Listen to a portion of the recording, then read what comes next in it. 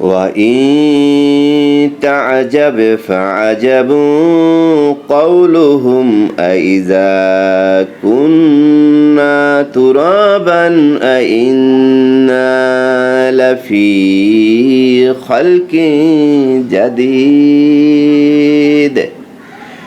أولئك الذين كفروا بربهم وأولئك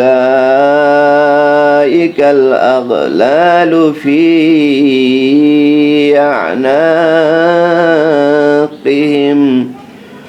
وأولئك أصحاب النار هم فيها خالدون।